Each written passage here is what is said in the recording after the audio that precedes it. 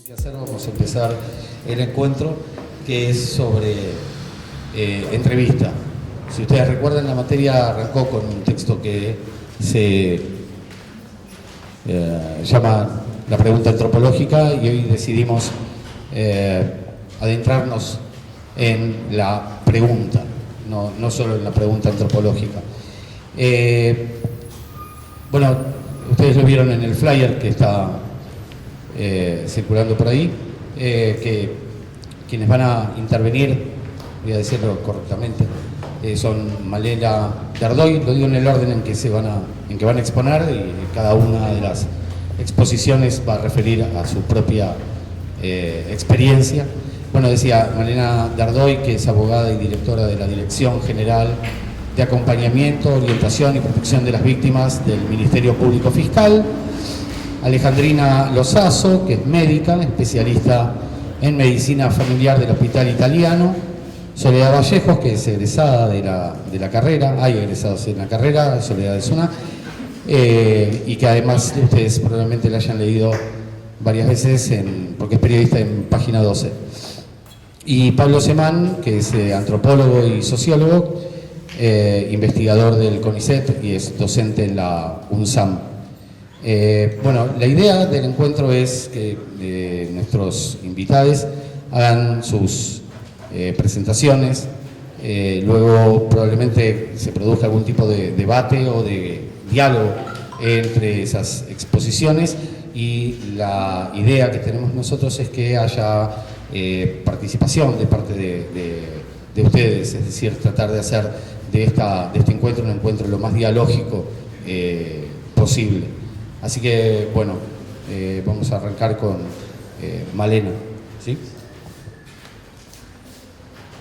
Bueno, buenas tardes a todos y a todas. Muchísimas gracias por la invitación, en particular a Victoria de Mercedes, con quien compartimos muchos ámbitos.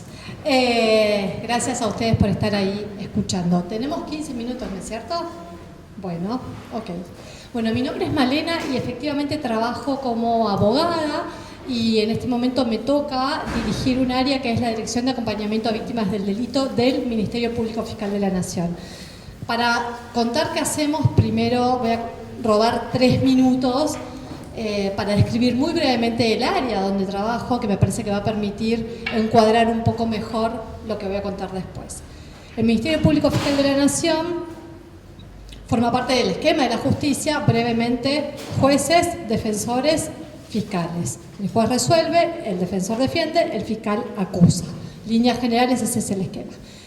El Ministerio Público Fiscal tiene un área, creado un área recientemente, tiene 8 años, pero para las instituciones de las cuales hablamos, el Ministerio Público Fiscal existe desde el año 94, es un área bastante nueva de acompañamiento a víctimas del delito. En esa área trabajamos en 5 programas especiales acompañando a víctimas de violencia de género, víctimas de trata, víctimas de violencia policial, víctimas de abuso sexual en la infancia y víctimas de un programa integral que son varios delitos. Ese ingreso se trabaja más desde el daño producido por el delito que por el tipo penal específico. En esta dirección de acompañamiento a víctimas trabajamos de manera interdisciplinaria, algo bastante, no venimos a decir novedoso, pero sí distinto en el ámbito de la justicia.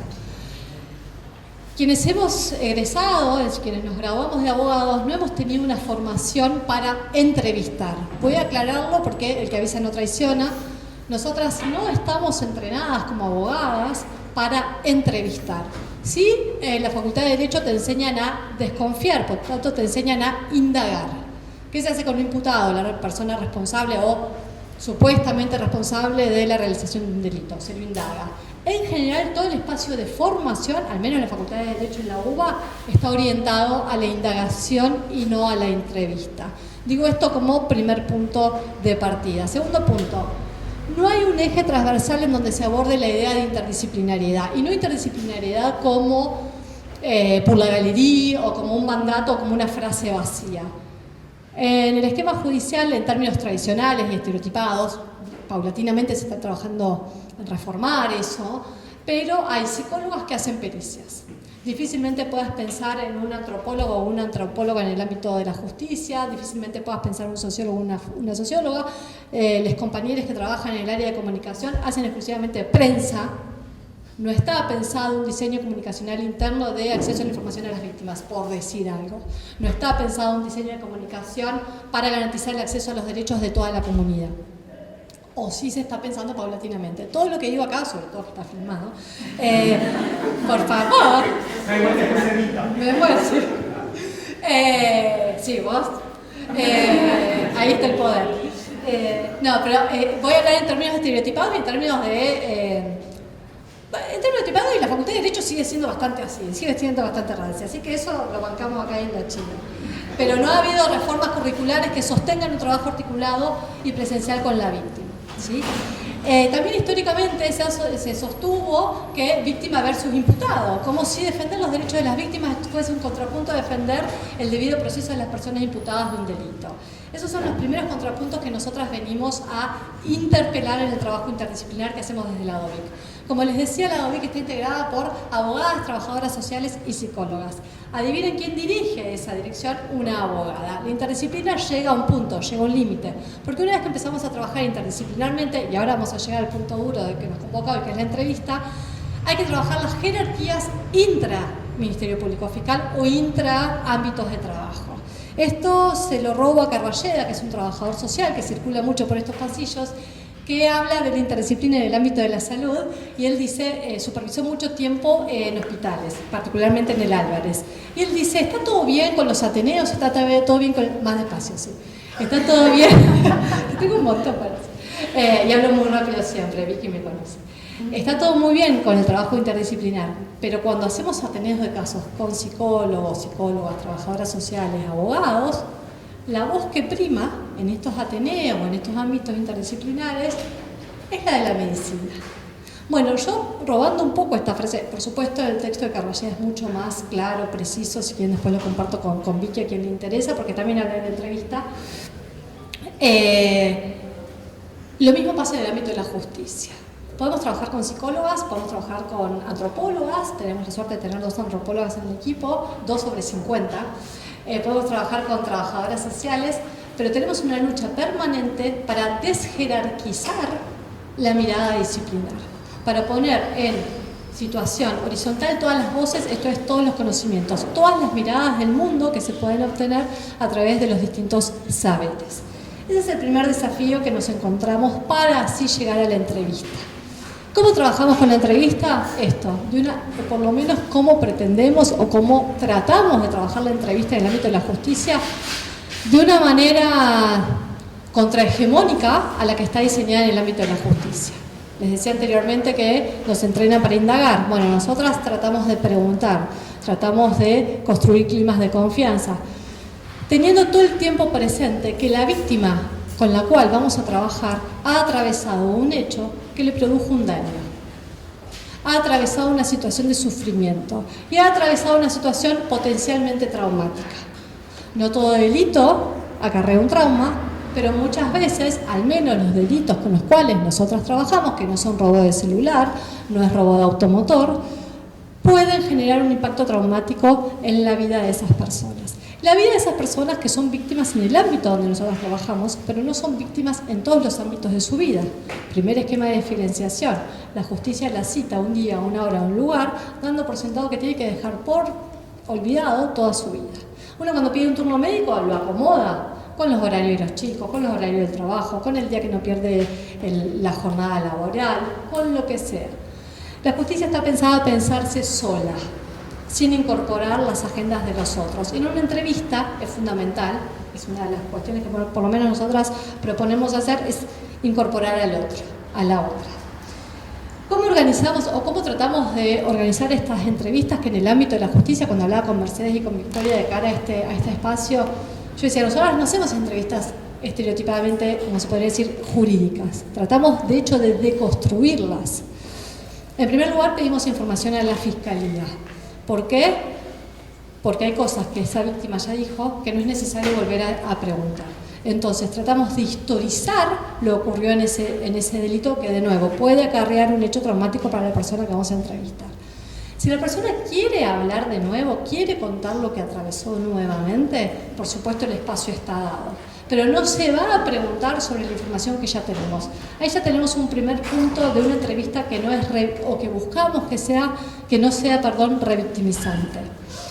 La ley de víctimas es una ley bastante reciente, tiene 5 años, dice que la justicia tiene que ser, bueno, además de esquemas de celeridad, de rápida intervención, de enfoque diferencial, dice que tiene que tener diseños no revictimizantes. Ahora, muchas veces se entendió por no revictimizar, no preguntar. Y esto de nuevo nos trae presente el tema de la entrevista. Yo soy de la partida, no muchas, por eso hago la diferenciación, que se puede preguntar casi todo. La diferencia es cómo preguntas, en qué contexto, en qué orden, en qué respeto, en qué consideración al otro, a la otra, al otro. Entonces, no es qué se pregunta, sino cómo se pregunta. Y sobre todo, qué se escucha. Y ahí aparece el encuadre. Direccionar esa entrevista es fundamental. Y hay que avisarlo con antelación. Hay que trabajar el destino de esa entrevista. Hay que trabajar el destino del testimonio. Hay un texto maravilloso de Mariana Wikiski, que es psicóloga que viene hace mucho tiempo supervisando equipos de salud mental del CELS, del Centro de Estudios Legales y Sociales, que es maravilloso. Mariana, tenemos la suerte de tenerla cerquita de la OVIC, y en un artículo ella cuenta, ¿cuál es el destino del testimonio? ¿Qué se hace con eso que la víctima declara? El análisis de ella en particular en juicios de lesa. ¿Qué se hace con eso que la víctima acerca?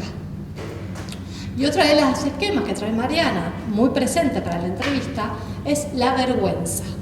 En los esquemas judiciales nos olvidamos por completo que posiblemente una víctima de violencia de género tenga que contar, seguramente ante 3 varones blancos de clase media acomodada, universitarios, que además están literalmente arriba de un estrado, tengan que contar hechos contra su integridad sexual, tengan que contar abusos en la infancia, tengan que contar cómo padecieron circuitos de trata en distintos esquemas prostíbulos, tengan que contar cómo un policía lo torturó hasta posiblemente dejarlo secuelado. Entonces, eso tiene que tener todo el tiempo presente el esquema de la vergüenza. Porque además, históricamente, se ha tratado a las víctimas, y esto lo digo en términos, no solo en términos jurídicos, sino también muchas veces en términos sociales, como la responsable de lo que ha ocurrido. Internamente, cuando entrevistamos a una víctima, seguramente en algún pasaje de esa entrevista surja la pregunta es ¿por qué no te fuiste de ahí antes? ¿Por qué no hiciste algo antes? Es imposible no imponer nuestra lógica de pensamiento, nuestro saber, nuestra forma de vivir, nuestra ideología, no imponerla en esa entrevista. El tema es cómo trabajamos eso, cómo nos adelantamos a ese prejuicio, cómo nos adelantamos a esos enclaves que todos tenemos con nuestros saberes, con nuestras prácticas, con nuestros hábitos. Entonces, no revictimizar, tener presente la vergüenza del otro, de la otra, tener presente los tiempos. Esto es algo que trabajamos mucho, sobre todo con las fiscalías. El tiempo del proceso penal no es el mismo que el tiempo del trauma. Y no es lo mismo que el tiempo que las víctimas necesitan para poder elaborar el hecho ocurrido. Siempre recuerden hablando de estos grupos delictivos. Estos grupos de delitos que las tienen a estas personas contra su voluntad en el esquema de justicia. Ahí hay otra cosa que dicen muchos colectivos de víctimas. Nadie pidió estar acá. Hay algunas agrupaciones de víctimas que sostienen mucho esa idea, pero bueno, no es lo que nos convoca acá. Estábamos hablando del testimonio y del origen del testimonio. Entonces me parece el origen y por tanto el destino. Desde OVIC tratamos, no siempre nos sale, no siempre podemos, de dar un encuadre y decir qué se va a hacer con eso. ¿Y qué se va a hacer con esa escucha? Para entrevistar hay que escuchar. Vos cuando escuchás tenés que saber qué haces con eso. Nosotros hacemos informes y van a la fiscalía. Pero, por ejemplo, nos ha pasado que en una tentativa de femicidio una víctima informa en un ámbito de confianza a la psicóloga que el tipo estaba prófugo, que estaba en la casa, pero ya se resolvió ese informe grave, que lo tenía en la casa. Bueno, ahí teníamos un esquema dilemático porque se lo dijo en un esquema de confianza en el marco de una entrevista de 1 hora y media, en donde ella dice, está cuadripléjico, no me va a matar, no se puede mover, yo lo estoy cuidando, lo voy a cuidar. Bueno, se trabajó con esa víctima un mes, dimos un plazo de un mes, donde ella finalmente se acercó a brindar esa información a la fiscalía. Pero de nuevo, los tiempos de las víctimas no son los tiempos de la justicia. Y no siempre la celeridad que se le pide a la justicia, lo cual es totalmente lógico, los tiempos son, por lo menos en los esquemas inquisitoriales que tenemos todavía, son obsoletos y son muy lentos, pero no siempre la celeridad dialoga con la necesidad de esa víctima, con la necesidad de poner en diálogo lo que tiene para aportar. Por último, en toda entrevista trabajamos en un esquema basado en la autonomía. Esto es, pensar en el otro todo el tiempo y en la libertad de decisión. La libertad de decisión de decir lo que quiere, en el contexto que quiere y de creer aquello que dice, no interpelarlo. Quienes lo interpelarán después serán otras personas o lo analizarán a la luz de otras variables probatorias en el marco del proceso penal. Pero trabajar con la autonomía de la víctima es básicamente no imponerle lo que tiene que hacer. Bueno, mira, vos te tenés que ir de tu casa porque el ejercicio de la violencia es sistemático y la OIM dice que la víctima de violencia de género tarda entre 9 y 11 años en denunciar. Vos tenés que salir. Eso es imponerles, que salga del ejercicio de la violencia del agresor, propiamente dicho, a que entre a un posible esquema de violencia institucional. El encuadre de la entrevista tiene que estar direccionado de manera tal que no sea, primero que no sea autorreferencial con quien hace la entrevista, que no sea normativizado, más allá de estar en un esquema de derechos, en un esquema donde nos rigen las normas, sino que se pueda trabajar con entrevistas abiertas por fuera del mandato para además generar el encuadre de confianza que hablamos al principio, sino que además esté basado en la autonomía, porque si no infantilizamos a nuestro entrevistado, infantilizamos a la persona que estamos entrevistando. La persona que estamos entrevistando es un mundo de sorpresas. Tenemos que estar preparados a escuchar cualquier cosa para poder redireccionar en ese sentido, y en ese aspecto son entrevistas mucho más ricas. Empecé con la interdisciplina, cierro con la interdisciplina. ¿Qué entendemos por interdisciplina? No es 5 personas haciendo la entrevista con una persona entrevistada. Entrevista 1, piensan muchos. Entrevista 1, se trabaja en equipo. Ese saber de la entrevista se puede, en casos complejos, sobre todo en víctimas contra la integridad sexual, hay entrevistas que trabajamos previamente con el equipo, va uno a una entrevista. Hay algo que se nos complica a veces, que quien escribir y escuchar, la atención tiene que estar puesta en la persona. Entonces, si vos estás atento en escribir, no estás atento en repreguntar o en el link o en mirar a las personas. Entonces, algunos casos complejos decidimos que sean 2 profesionales los que intervengan, también cuando la agenda de trabajo lo permite, por supuesto. Pero tratamos también de desarmar un poco esas ideas de que interdisciplinas son 5 profesionales de distintas áreas presentes en una entrevista. Eso bajo ningún punto de vista, además inclusive puede resultar hasta invasivo. Me invitaron a hablar de entrevistas jurídicas, hablé de cualquier cosa menos de entrevistas jurídicas, hablé de lo que hacemos, esperemos que sea interesante, quedo atenta a cualquier pregunta. Sí.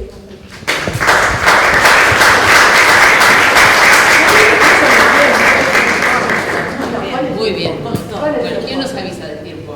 Yo te aviso. Vos me avisás. Bueno, yo realmente, bueno, no lo dijo, pero yo soy rana de otra charca, médica, nada que ver.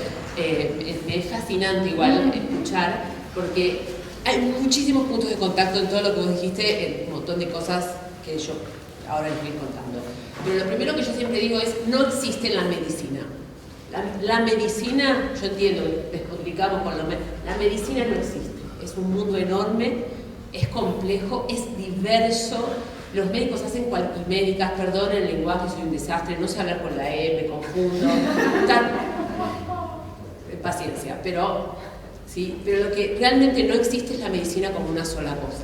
¿Sí? Siempre que hablo de la medicina voy a hablar de lo que yo hago, de la medicina en la que yo estoy formada y en la que creo profundamente y que me parece que es renovadora y transformadora, pero si la uva es rancia en la abogacía, bueno, por casa como andamos.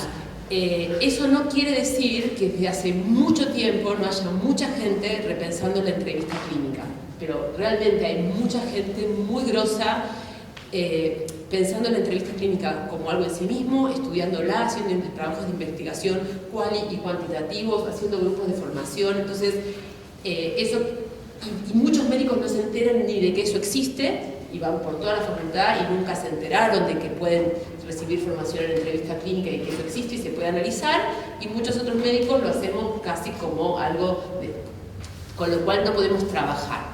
Entonces, nada, dijiste algunas cosas, hay algunas cosas muy técnicas que aprendemos en relación a la entrevista clínica, pero lo primero que yo digo es, y esto lo tenía muy claro, mito, no se aprende con el tiempo. O sea, no es que porque el médico es más viejo va a hacer mejores entrevistas y es mentira, porque vos podés ser un mal entrevistador toda tu vida de médico y aún así ser relativamente buen médico. Es medio loco lo que pasa ahí con eso. También hay otro mito, si el diagnóstico es correcto, la entrevista fue buena. Para nada, yo puedo hacer un diagnóstico hermoso, saber tener clarísimo, pero el paciente no confió en mí, se fue, golpeó la puerta y el diagnóstico no sirvió para nada. Entonces no se trata de solamente hacer buenos diagnósticos. Por supuesto, ahí entra la complejidad de la medicina, en donde si no haces un diagnóstico correcto, no sé si correcto, acertado y preciso, pero orientativo, un lugar a donde el paciente pueda volver, abrir la puerta para decir, bueno, puede pasar A, B y C, ¿sí? Porque si no también pensamos diagnóstico correcto como una sola cosa que tiene un nombre y a veces eso no es, bueno, no tengo ni idea de lo que está pasando, vamos a averiguar esto y esto y esto, si te pasa esto, volvé, eso es un diagnóstico también, no estoy hablando como diagnóstico como un nombre y un apellido. Entonces, si el diagnóstico fue correcto, la entrevista fue buena, para nada. Si hubo confrontación, la entrevista fue mala. Tampoco, para nada, eso es otro mito, ¿sí? Ahora, pelea es otra cosa, y muchas veces la entrevista clínica pasa de algo que debiera ser un encuentro a un encontronazo. Hay mucha gente pensando en la violencia dentro de la consulta médica, y eso sería tema de otra discusión.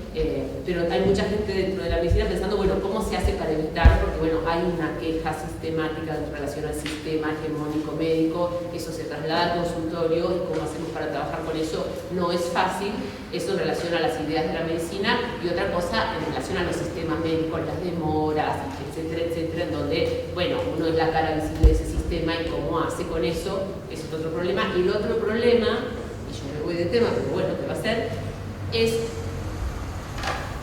ridículo, voy a decir, pero es la hiperdemanda, es el consumo de medicina como tal y cómo los médicos y los sistemas médicos dialogamos o no con eso y qué hacemos con eso. Esas son complejidades, o sea, la complejidad de tener que hacer un diagnóstico y de estar tratando con un tema delicadísimo para las personas como es su salud, que uno no es solamente médico, uno con sus pacientes, sino que está en un sistema que tiene sus ideas y que además tiene una complejidad administrativa, comercial, no sé, lo que quieran poner, y otro, algo de la ideología imperante, y entonces la respuesta rápida, la no conexión, el no tiempo ni de los médicos ni de los pacientes, tiempo para ir y para volver, para que las cosas se desarrollen, para las evoluciones. Entonces eso, porque en la minuta que nos mandaron, bueno, ¿cuáles son los desafíos y las dificultades? Un montón, ¿sí? Un montón para mí.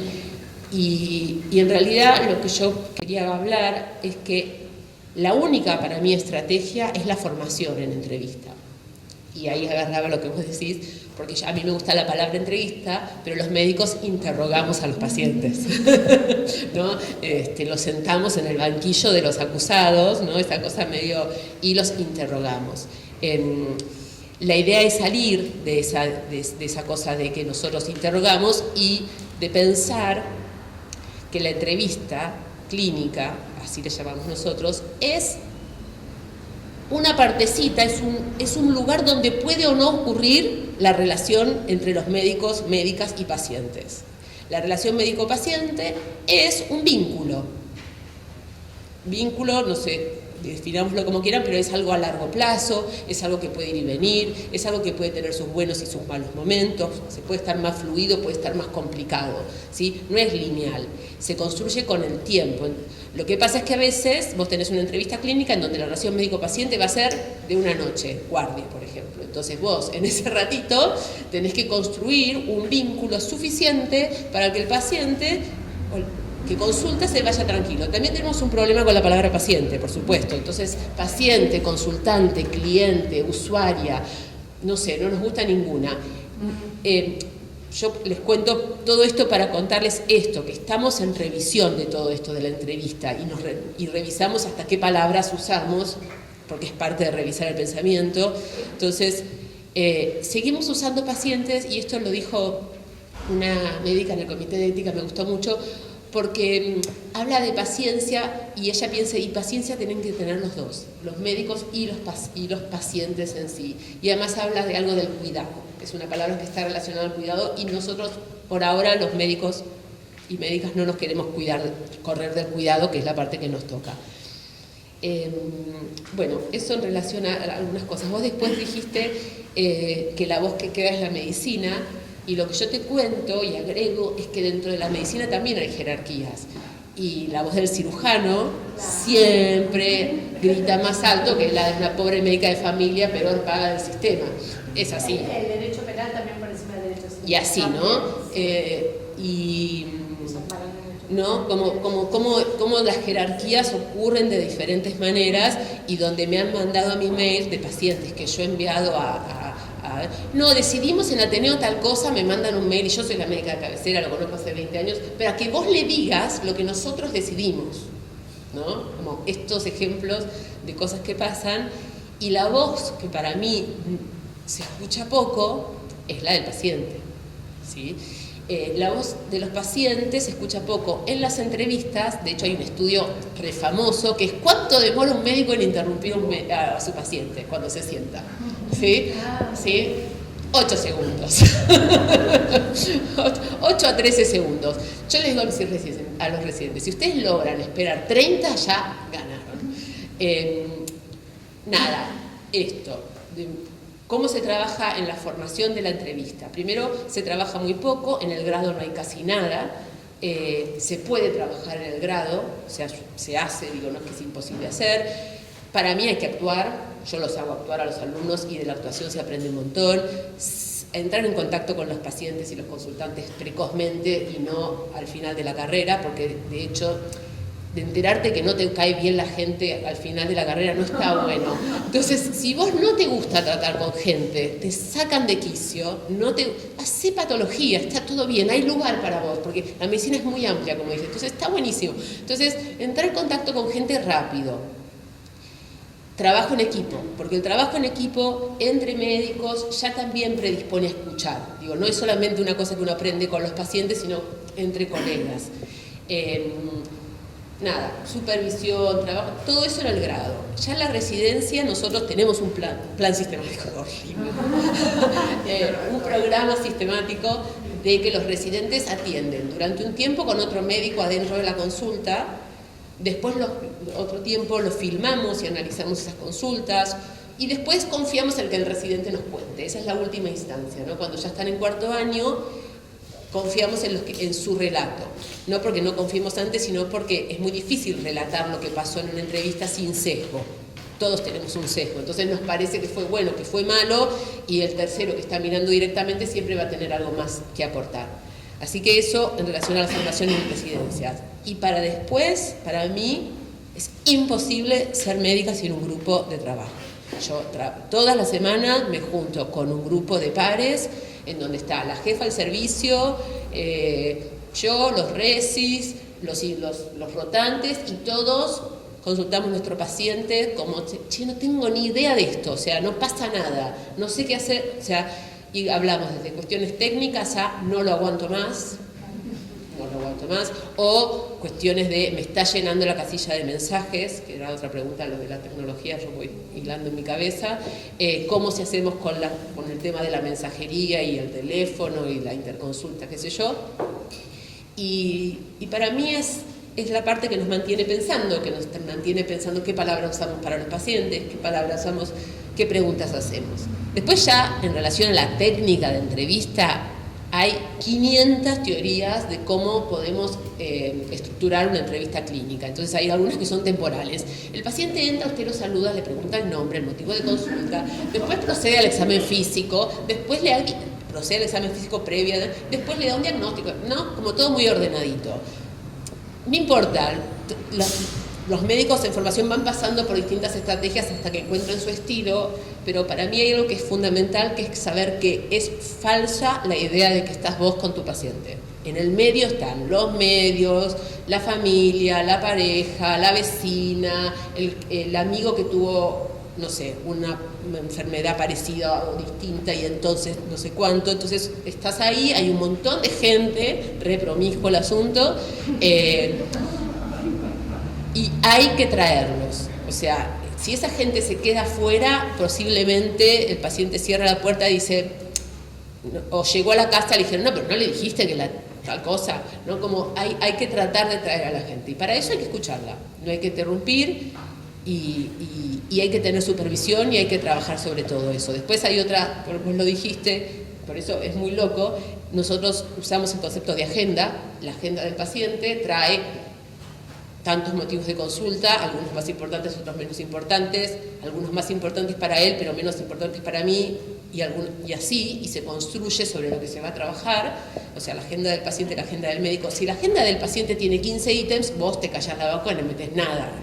Un día te tocará meterle la vacuna. Pero, ¿no? Como uno trabaja eso, ¿no? Y a veces el paciente viene y se sienta, no, vengo a hacer lo que usted me diga, doctora. ¿Se entiende? Hay de todo. Y tiene que haber lugar para la opinión y la confrontación. El problema que tenemos ahí es que durante siglos, seguro no me equivoco, la medicina ha ninguneado la opinión de la gente sobre lo que le pasa.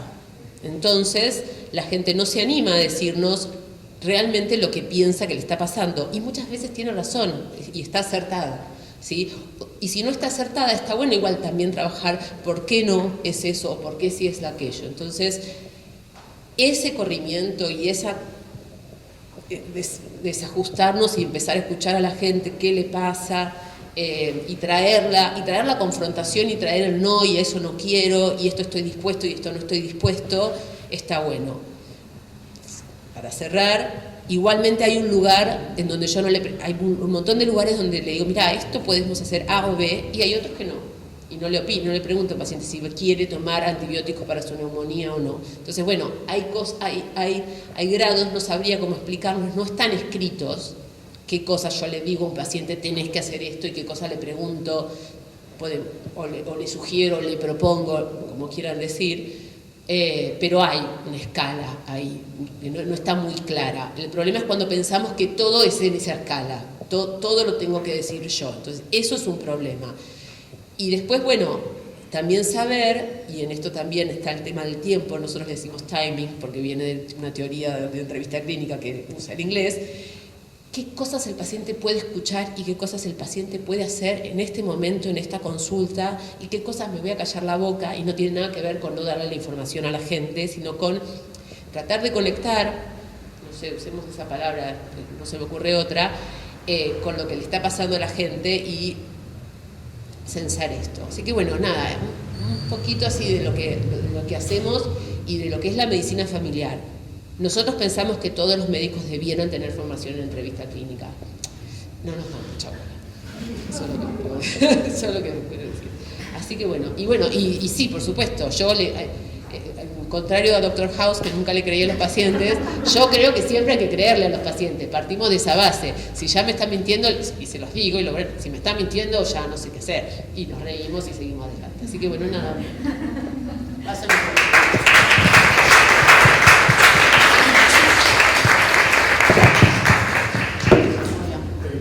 Lo primero que hice fue lo que Gerardo me dijo, ten cuidado. Ahí así, el accidente. Bueno, hola, yo soy Soledad Vallejo, soy periodista, soy egresada acá, soy egresada del ISER, hago muchas pavadas y me dedico al periodismo desde 1998. En una misma empresa periodística, lo cual inclusive para muchas de mis colegas ya me convierte en una pieza de arqueología. Quiero decir con esto que además en estos 20 y pico de años que yo llevo trabajando en periodismo, en un espacio, empresa, en los términos que quieran ver, ¿no? Pero en una empresa periodística, el periodismo fue cambiando mucho, ¿sí? Más o menos, ¿en qué años nacieron ahí? 2003. ¿Alguien nació antes de 2000? muy bien, somos como 5. Yo me pongo del lado de los chicos, como siempre. No, ya antes de 90 nos animo. Cambió mucho el periodismo en los últimos 20 años y en el medio un montón de gente que trabajamos ahí. Tenemos que ir cambiando también para sobrevivir un poco, si es que creemos en el periodismo como tal. Eso trae muchos problemas. La entrevista es uno de esos problemas. Cambian los formatos, cambian los soportes, cambian las empresas, cambia lo que está de moda, aparecieron las redes sociales. Internet se volvió el modo de consumo, se consume de manera fragmentada. ¿Cuántos de ustedes leyeron el diario el domingo, el diario papel? Una. No, vos no, vale, campeona. Gracias. A lo que hoy cambió tanto el periodismo, que ¿qué es el periodismo y cuál es el producto periodístico hoy? Un misterio. Hay 20.000 respuestas, tantas como redes, no redes, personas, usuarios, productores. Se habla de generación de contenido, ¿no? Como el sinónimo. Eso yo lo problematizaría muchísimo porque no es lo mismo generar un contenido que hacer periodismo. Pero bueno, son todas cosas que interfieren a la hora de hoy día sentarse a hacer una entrevista. Hay muchos tipos de entrevistas, por ejemplo, puede ser una entrevista para el diario. Yo estoy cubriendo un tema del día, no sé, hoy como no trabajé, me abstuve por completo de consumir noticias, supongan. Hoy un helicóptero se estrelló contra el obelisco mientras había un montón de gente yendo a Plaza de Mayo. Tenemos un desastre, tenemos un montón de fuentes posibles y tal. Me toca ir a cubrirlo. Puedo ir a las inmediaciones del obelisco, puedo ir a hablar con los movimientos sociales, con los sindicatos, buscar distintos tipos de fuentes. Puedo hacer una crónica con gente que estuvo viendo ahí. En este caso, soy yo que estoy yendo a ver cómo reacciona. Digo, ¿qué obtengo de algo que acaba de pasar? Entonces vas a tener un montón de gente que por ahí tú eras fruta, por ahí dices, sí, la verdad vino Superman, se estrelló, siguió, paró a tomar un café en la Giralda. Puede pasar eso, pero puede haber alguien que vio todo y te lo relata prolijamente y lo cuenta porque necesita contarlo. O puede inventarlo, porque si vos sos periodista de tele vas y te van a invitar con el café, las masitas, querés bautizar al perrito. Hay un montón de diferencias también en eso. No es lo mismo una entrevista para radio, gráfica, internet o la tele. No es lo mismo en el modo en que se afloja la fuente, digamos, ¿sí? Cuando hay una cámara de tele, todo se facilita inmensamente, pero no se dan una idea. La gente llega a cholulearse aún cuando no reconozca al cronista. Si lo reconoce, ni les cuento, entrega hasta bombacha, es infernal. Pero entonces, las aproximaciones a las fuentes, a los entrevistados, dependen de las circunstancias de ese contexto. Acaba de suceder el acontecimiento, yo estoy yendo a cubrirlo, necesito obtener datos. Y la gente por ahí está tan impactada que cuenta, y entonces mi astucia es saber, bueno, 3 me dijeron lo mismo, trato de buscar otra cosa. Pero la gente va a querer decir algo, y yo estoy yendo a la pesca, un poquito. Pero además, y esto es clave, y lo mencionó Male y también lo mencionó Alejandrina, la cuestión del tiempo. La entrevista siempre tiene un tiempo. Es muy difícil que una pueda sentar a una persona todo el día, bla, bla, bla, bla, no.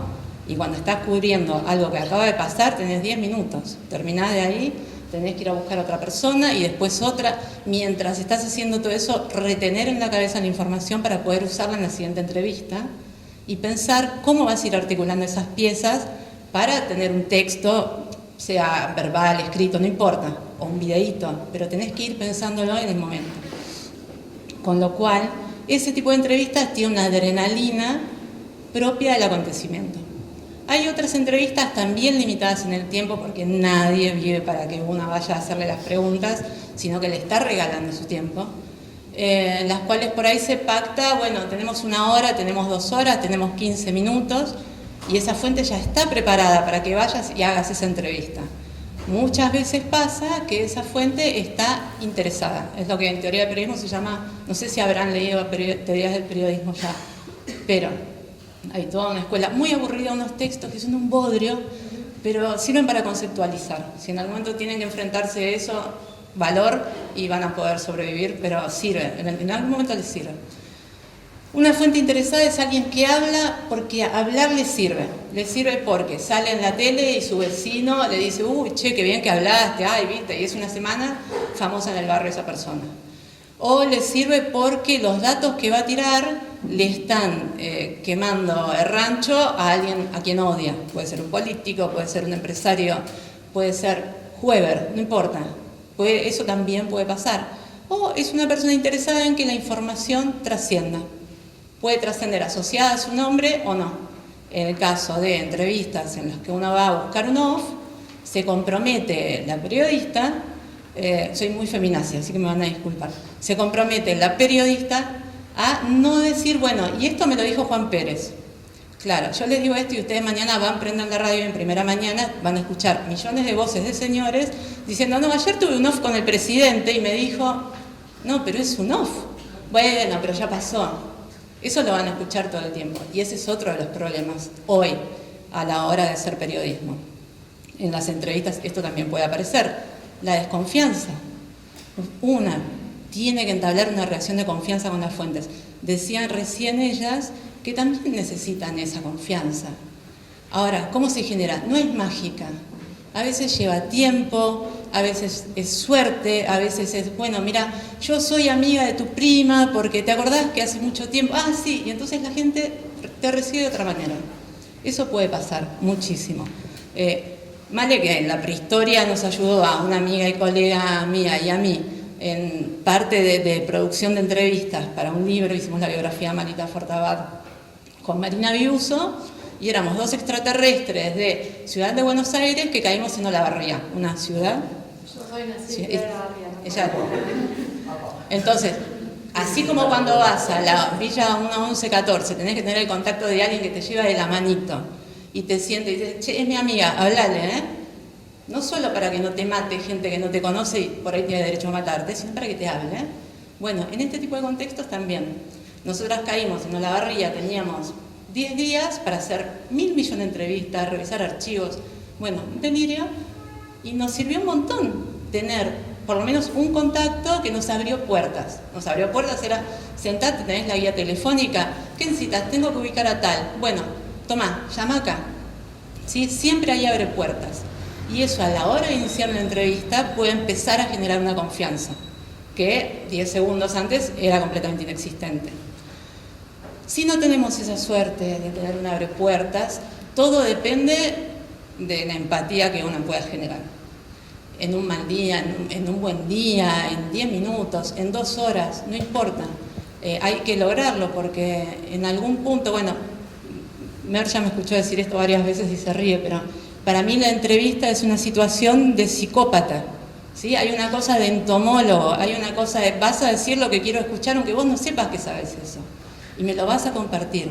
Y para lograr... No, es terrible, es terrible. Cuando te das entrevistas que yo me escucho y digo, Dios mío, es así. ¿Por qué? Porque esa información, si es para la nota que yo tengo que hacer ese día, estoy cubriendo un tema del día, y no tengo sino una nota, queda la página vacía, queda la web sin actualizar, queda mi sección sin contenido para renovar, me quedé sin trabajo. Es así de fácil. No hay mucha más vuelta. La firmás, no la firmás, te dice una gansada, te dice algo genial. Bueno, eso ya es otra cosa. Pero vos tenés el material a partir del cual hacer un texto periodístico, que no es poco, ¿no?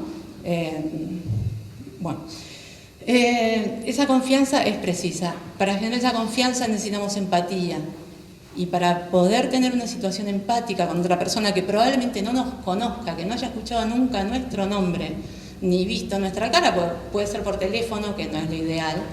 Siempre una entrevista presencial rinde mucho más, por un montón de motivos.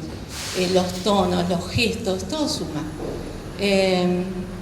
Entablada esa situación, esa persona entrevistada, para el periodista, tiene que ser lo único que hay en el universo.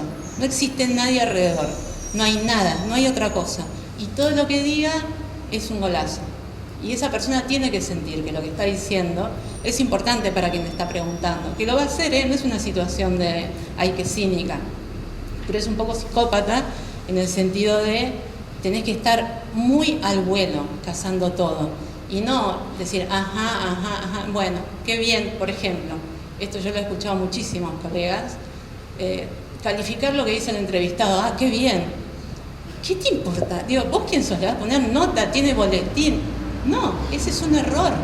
Ir a decirle, qué interesante, es tan malo como cuando uno hace una pregunta y el entrevistado dice, qué buena pregunta. Chao, la pifiaste, porque si te dice qué buena pregunta y es lo que estaba esperando y tal, no hay ahí una información que vos estás encontrando. Hay algo que quería entregar, que también te lo puede dar, pero la gracia es poder generar.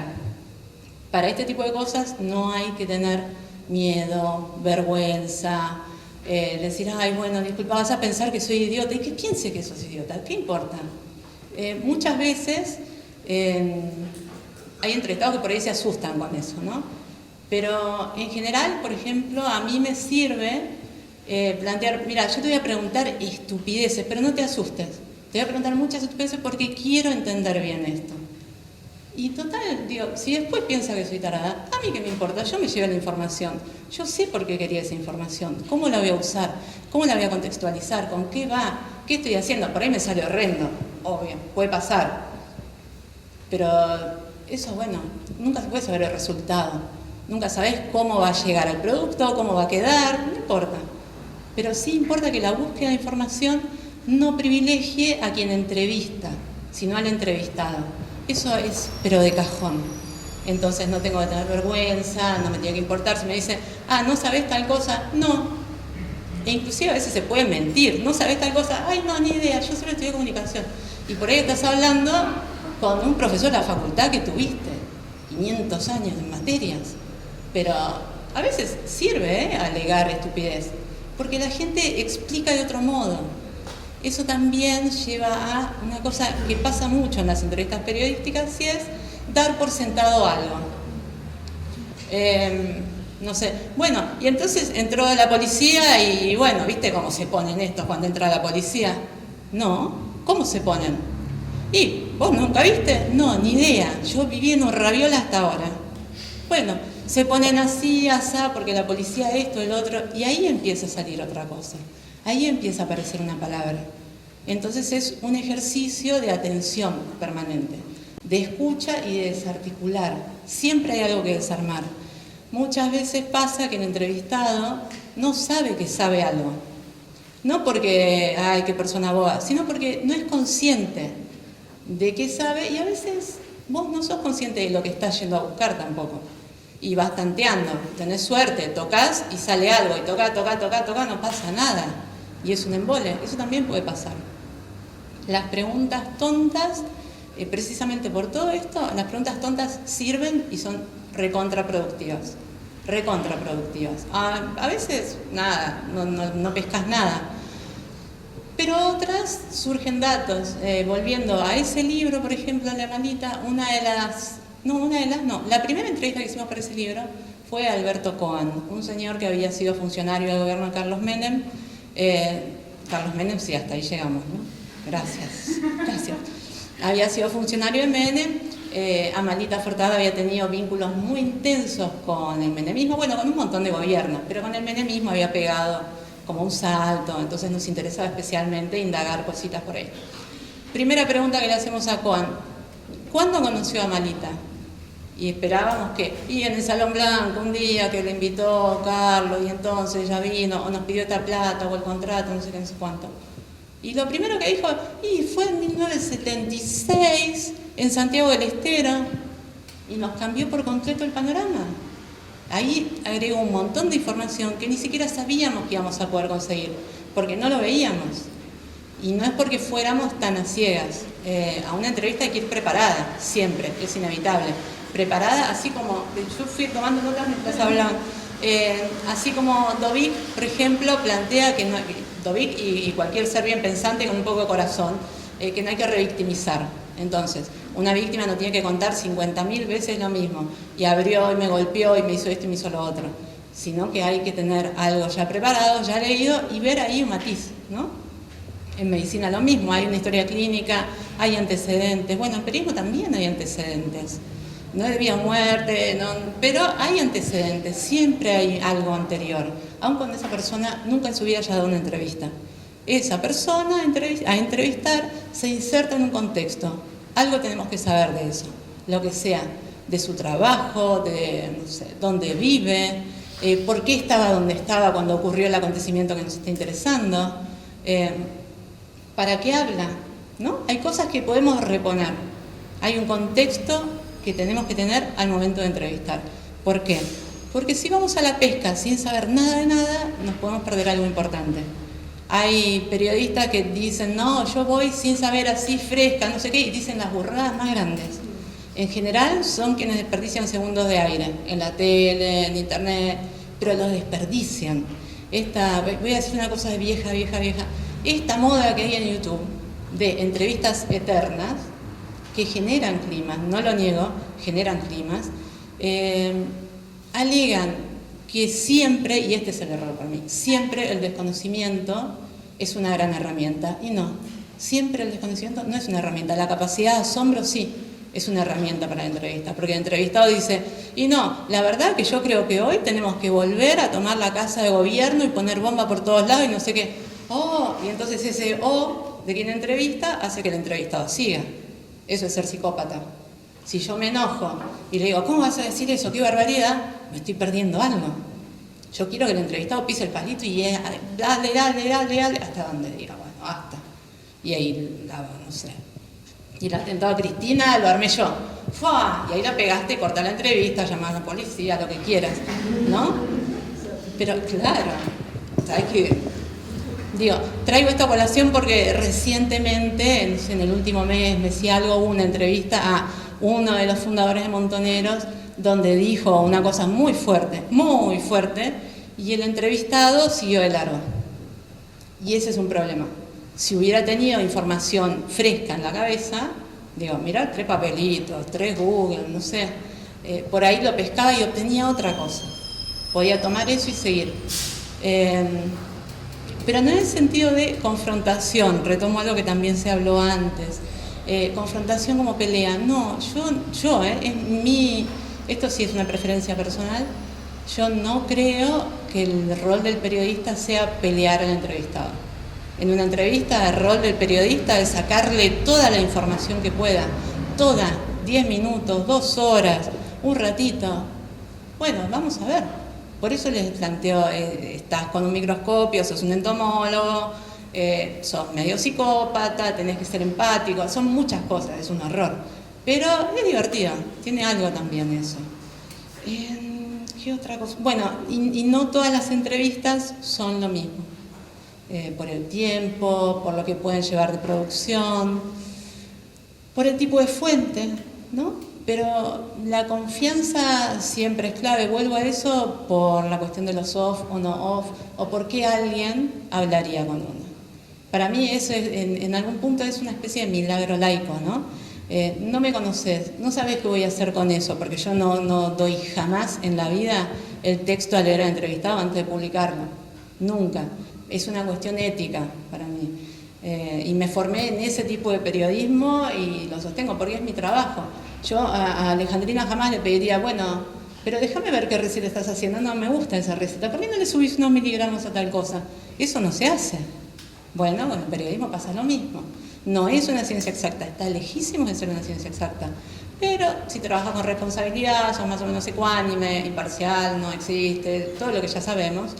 Pero si buscas información, contexto, antecedentes, respondes las preguntitas clásicas, quién, qué, dónde, cómo, por qué, para qué, dónde, y no te olvidas el apellido del entrevistado, como está pasando, bueno, tan mal no va a estar, ¿no? Esperemos, puede pasar. No sé cómo venimos de tiempo acá. ¿Sí? Muy bien. Espera, porque tengo que ver las notitas. Para entrevistar hay que escuchar, sí. Sin ser autorreferencial, había dicho Male. Bueno, el periodismo que se está ejerciendo hoy muchas veces se sustenta en la autorreferencia. Y en la autorreferencia el problema es que no estás viendo el objeto, no estás viendo el sujeto de la información, el objeto que construís, la información que estás construyendo, ¿no? No hay dado, la información no viene, uno la construye, Bueno, pero con la autorreferencia, si todo el tema es, no tuve abuela y entonces vengo a que me digan, qué inteligente, qué linda, qué bien que habla, que no sé qué, no funciona, ¿no? Y lo digo porque escuchar radio en primera mañana suele ser es un ejercicio de padecimiento permanente, porque la autorreferencia está ganando el terreno. Había una época en la que yo no había nacido ni siquiera, en que el periodismo no era de firmas, los textos no se firmaban, estoy hablando no de hace 1000 años, de los 60, no había firma, y eso tenía sus pros y sus contras, pero uno de los pros era que no había tanto ego desbocado, no es que no había ego, el periodismo, como muchos otros universos profesionales, es un mundo de egos desbocados, infernales, todo lo que quieran. Pero donde no aparece la firma, a veces es más fácil construir otras cosas, ¿no? Hoy hay mucho de... Hoy no, digo, hace 15 años también, no es una cosa tan reciente. Pero si ustedes ven la dispersión que hay, por ejemplo, de medios, empiezan a entender que la economía no pasa tanto, la economía periodística, no pasa tanto por el nombre del medio, yo leo tal diario, me identifico con tal cosa, me gusta tal consumo, no pasa por ahí, como por las firmas. Entonces, todo eso de la no firma a la firma, entonces yo leo a fulano porque me gusta siempre su perspectiva, o leo a Mengano porque dice unas burradas que me encantan, ¿no? Eso pasó de dejar el medio a la persona. Y a veces eso perjudica la información. Y en las entrevistas se nota. ¿Qué otras cosas habían dicho? A ver. Sobre mirar a las personas. Eso es clave. Entonces, para las entrevistas se puede hacer 2 cosas, 3 cosas. Tomar nota por escrito, grabar, grabador, teléfono, lo que quieran. Si graban con teléfono ponen en modo avión porque si no suena y se les corta y no lo saben, a mí ya me pasó. Tuve que hacer entrevistas 2 veces. O confiar en su memoria. Si me preguntan a mí, confiar en la memoria es lo peor que puede hacer cualquiera en el mundo. Nunca, jamás. No existe la memoria. Es como Papá Noel, no hay manera, ¿sí? Pero sí es posible, cuando usamos el grabador, por ejemplo, invisibilizarlo. Al principio la persona va a sentir una incomodidad si no es alguien acostumbrado a hablar para periodista o en un registro, ¿no? En algo que quede registrado. Van a notar esa incomodidad. Hay que bancarla y tratar de que se olvide. A los 10 minutos esa persona se olvidó de que está el grabador, pero se recontra olvidó. Y ahora, niños, es más fácil porque el grabador digital no se termina el cassette de un lado. Entonces no tienen que estar mirando a ver cuándo lo dan vuelta. Eso antes era muy complicado. Y tomar notas sí se puede, pero no tiene que ser una distracción. Yo durante un tiempo, a mí me había tocado mucho, un tiempo me gustaba más salir a hacer notas a la calle, con lo cual tenía que hacer, no sé, habían tomado el Parque Interamericano y tenía que ir y ver la policía, la gente, entrar al parque, hablar con gente, taca, taca, y no pueden ir con cartera, digo, no tenés lugar donde llevar pavadas. Anotador en el bolsillo y una virome, chao. Y pelás anotador y anotás, pero hay una manera de escribir y entenderse después la letra mirando a los ojos a la persona. Y eso es fundamental, porque cuando vos mirás a la persona, esa persona está ahí y sabe que estás escuchando. Si bajás la vista, aunque sea un segundo, trastabilla. Hoy, actualmente, quiero decir, hay colegas, por ejemplo, que tienen mucho la costumbre de tomar nota en el teléfono. Y para anotar en el teléfono tienen que bajar la vista, porque no tiene tecladito. Cuando tenés tecladito ya está, te acostumbraste. Pero así es un lío. ¿Sí? Y ahí se nota que por ahí hay toda una construcción de clima, y en cuanto se corta ese flujo de vista, los ojos en los ojos, chao, se acabó. Hay que remar todo de nuevo, ¿no? Entonces son detalles, por ahí muy pequeños, pero a partir de los cuales se va construyendo un clima que es muy importante. Por ahí estamos haciendo una entrevista que ni nos interesa, para cumplir tengo que escribir 3 líneas, bueno, ya me voy. Bueno, eso depende de cada uno, ¿no? También. ¿Qué otra cosa? No sé, seguramente se me van a ir ocurriendo 20.000. Me pasa esto. Lugar para opinión y no confrontación. Bueno, yo en periodismo es distinto. No tenemos, por lo menos mi mirada sobre el periodismo es no meter la opinión del periodista. Se va a deslizar, sí, por supuesto, porque también es imposible hacer un discurso sin sujeto ahí.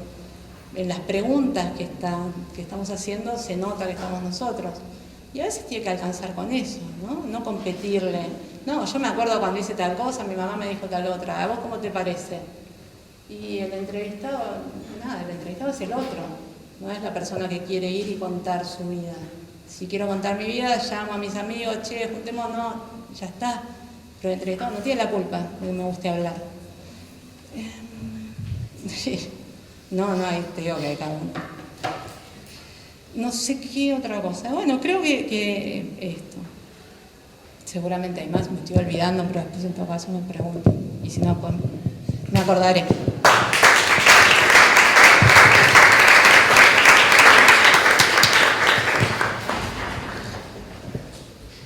Bueno, hola a todos. Yo no suelo usar sistemáticamente el inclusivo, pero empiezo con el inclusivo para que quede claro que no me evado del problema político de la lengua. A ver, yo no tengo un discurso elaborado sobre la técnica de la entrevista, aparte porque he tenido que hacer entrevistas en circunstancias muy diversas, algunas más periodísticas, otras del llamado método cualitativo, que me parece espantoso, y en todo caso lo que yo quiero contarles es algunas cosas que me pasaron en algunas entrevistas para poder pensar con ustedes la relación entre la entrevista o vaya a saber qué, y sobre todo vaya a saber qué en el método etnográfico, que es de algo de lo que no se habló mucho y que tiene para mí un papel específico, ese, no digo entrevista, sino ese no sé qué, lo cual no quiere decir que, obviamente, como ya quedó mostrado en lo que hablaron los demás y en lo que yo mismo acabo de decir, hay otros tipos de entrevista.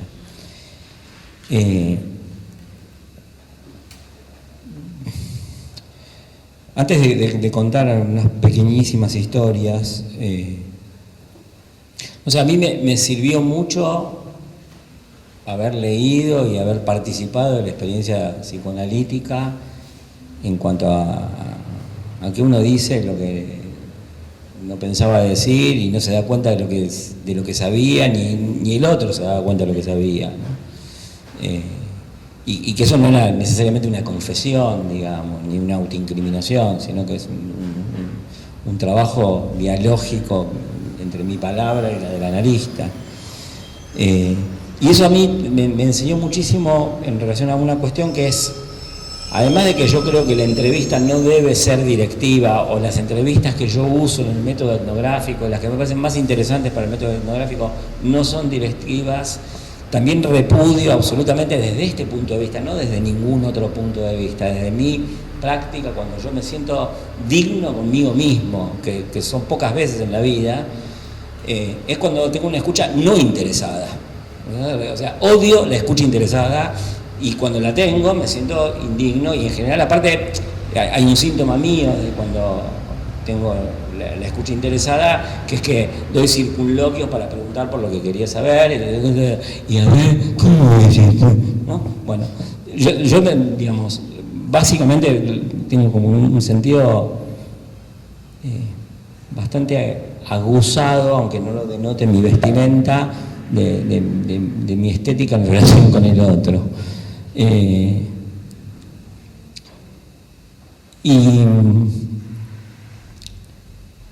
Y además, estructuralmente yo soy un boludo, es así. O sea, yo no necesito hacerme el boludo, soy un boludo, entiendo tarde todo. A veces me beneficia. Hay gente que tiene voz grave y todo el mundo cree que es muy seria. Bueno, yo soy un boludo, entonces me ha pasado a veces en la vida de decir que no a una oferta, entonces me elevaron la oferta, pero porque soy un boludo, no porque sea inteligente negociando. Bueno, como entiendo todo tarde, me lo explican, me explicitan, se generan las situaciones que yo creo que son particularmente interesantes para la entrevista metida en el diálogo etnográfico, de no encarnar el saber, que también tiene que ver con lo que yo he he tenido como experiencia psicoanalítica, ¿no? Yo no es que tenga una estrategia de no encarnar el saber, soy un boludo, qué sé yo, o sea, por eso sea menos boludo que otro, pero, y sobre todo en el diálogo corto soy un boludo, porque quedo pensando. De una entrevista que tuve les voy a hablar de un trabajo de campo que hice hace 25 años, que fue el que yo me sentí más cómodo con, digamos, con lo que estoy llamando entrevista o yo qué sé, que insisto, hay muchos tipos de entrevistas. Me acuerdo que estaba entrevistando en los años 90, en plenos años 90, a un trabajador de la industria automotriz desocupado. Y íbamos 2 horas de conversación y entrevista, y en un momento el tipo, después de contarme su historia laboral, y yo un poco, digamos, todavía yo seguía usando grabador y cuestionario, ¿no? Y un poco agotada la entrevista sobre la parte horrible de escucha interesada, de la historia laboral, y yo todavía preguntaba así. En ese caso, que después dejé de hacerlo, no es que hay que hacer esto que yo hago, digo, les cuento lo que me pasaba a mí. El tipo me dice, pero a mí me pasó algo una vez. Y yo me acuerdo que estábamos en una casa, en un barrio hiperprecario, yo me estaba cagando encima, estábamos tomando mate, yo me crié hasta los muchos años en una villa y sé la experiencia de vivir en una villa. No lo elegí, pero lo eligieron mis padres. Entonces yo me prometí a mí mismo no ir a cagar a baños de villa, sea cual sea mi circunstancia. Y nada, y estaba ahí, el tipo me dijo, me pasó algo. Y yo, ay, Dios y la Virgen María. Y ahí el tipo me cuenta una cosa importantísima para él, que no era ni su historia laboral ni nada, sino que una vez él había tenido un encuentro con la Virgen. No sé cómo hice, me quedé hablando 1 hora más. Me di cuenta que había algo importantísimo ahí. Me di cuenta que había algo importantísimo a pesar de que no estaba dispuesto a darle importancia y a pesar de que yo investigo sobre la religión. Porque mis prejuicios sobre las experiencias religiosas todavía predominaban sobre mi situación en la entrevista. Entonces, me va a contar algo la Virgen. Y yo, ay, quiero ir al baño. Y les juro que fue impresionante el relato en cuanto a la intensidad, el colorido, el impacto que tuvo en el tipo ese encuentro con la Virgen. Y ¿saben qué? Yo me di cuenta de todo eso ayer a la noche cuando estaba pensando en qué iba a hacer acá. Porque no lo registré. No sé, para mí una entrevista no es una cosa que uno acumula entrevistas, analiza los datos, no sé, me pasó eso. Me di cuenta que para ese tipo que yo en mi cabeza hasta ayer a la noche lo tenía clasificado como colorista de la industria automotriz, ese encuentro había sido impactante y que hacía presente otro mundo en este mundo. Algo de eso tenía yo una idea, porque vivo interpretar esas cosas, pero nunca lo tuve tan presente como lo tuve presente hasta ayer a la noche. Entonces, también la escucha no interesada, qué sé yo, surte efecto en los tiempos del antropólogo 25 años después de que sucedieron los hechos, 30 años después. Por suerte podemos volver a los recuerdos, a las entrevistas. Nada, eso pasó en una entrevista. Después tendré alguna reflexión sobre esto, pero es lo primero que quería contar. Una segunda cuestión, una segunda historia que me pasó. No digo esto para generar controversia, digo, porque creo que la entrevista antropológica es muy específica. Ocurre con otros tiempos, con otras posibilidades, hasta cierto punto somos privilegiados, aparte, digamos, podemos volver 50 veces sobre la entrevista, o por lo menos yo pertenezco a una generación que tiene ese privilegio, teniendo también otras situaciones negativas, pero me pasó una vez que también todavía usaba grabador, y ahí fue que dejé de usarlo, que estaba entrevistando un creyente evangélico de un barrio donde yo me instalé y viví mucho tiempo. Y habíamos arreglado para hacer una entrevista. Me acuerdo que el tipo, yo iba en bicicleta por el barrio y el tipo me tiró el auto encima y dice: ¿qué haces acá? No tenés obligaciones, ¿no? Porque dice: ¿qué hace un boludo de 30 y pico de años? Está todo el tiempo en el barrio, no tiene oficio ni familia, ¿no? ¿Qué haces? ¿Qué buscas acá? Historia buscas. Y dice: bueno, te invito no sé cuál día a la noche a tomar una cerveza en casa. Era evangélico, era viudo, una vida muy esforzada, se levantaba a las 5 de la mañana, horneaba pan, salía a venderlo, volvía, llevaba a los hijos al colegio, volvía, horneaba pan de nuevo. En esa época vender pan era una de las formas de sobrevivencia privilegiadas de los desocupados. Y yo estaba muy impresionado con su historia de ser viudo. Y estábamos en la casa, estábamos conversando, tomando esa cerveza, yo estaba grabando la entrevista, le había pedido que me dieran materiales escritos por él, que le había pedido a mucha gente, leímos una poesía, le pregunté, me quedé muy impresionado con una pregunta que él me respondió, que era: bueno, ¿cómo haces todo esto? ¿Cómo lo llevás? Porque la verdad que era una vida complicadísima. Y me dio una definición sobre el duelo que todavía me llega a mí en momentos de crisis existencial, ¿no? Si yo me quedaba ahí, me moría, tuve que salir. Y en ese momento el tipo se puso a llorar. Y era realmente una situación yo me consideraba y me consideré amigo de esta persona. En un momento se puso a llorar, ¿no? Hombre llorar con hombre, por lo menos en mi generación, es dificilísimo. Bueno, después de todo esto, en un momento, cuando él se puso a llorar, yo tenía un grabador grande con cassette. Quería matar al grabador, quería ponerle una bomba, quería comérmelo. Y entonces intenté, así como progresivamente, ocultarlo, hacerlo desaparecer de la escena. Era ridículo, ¿no? Pero siguió la conversación y ya el grabador estaba oculto. Y en un momento el tipo me interpeló, como 4 horas de encuentro, y me dice: si apagás el grabador te voy a decir una cosa, ¿no? Y yo dije: después de hombre llorar con hombre, ¿qué puede querer decirme este tipo después de apagar el grabador? Y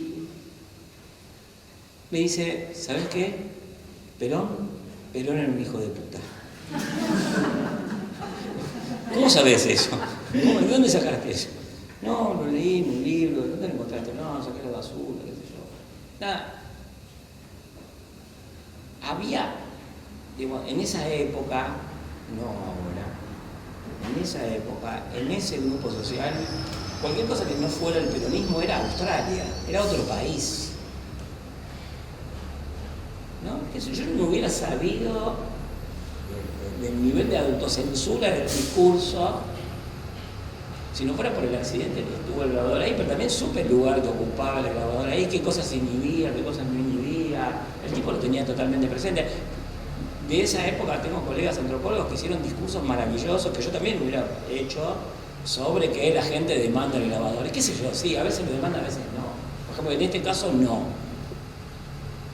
No sé de cuántas cosas uno se pierde por estar grabando, por ahí de muchas.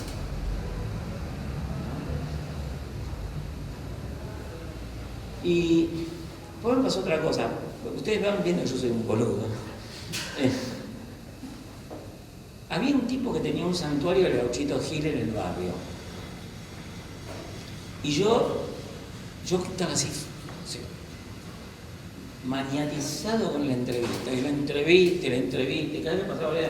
lo llamaban el indio, Cabrera, y yo decía, don Indio le decía, y un poco adoptaba ese tono de humildad barrial que uno imposta para poder entrar en diálogo con la gente. Yo que soy un tipo, digamos, desde que vine a Buenos Aires, hablo como un porteño, como un calabrés, digamos, incluso con la soberbia que implica todo ese tono.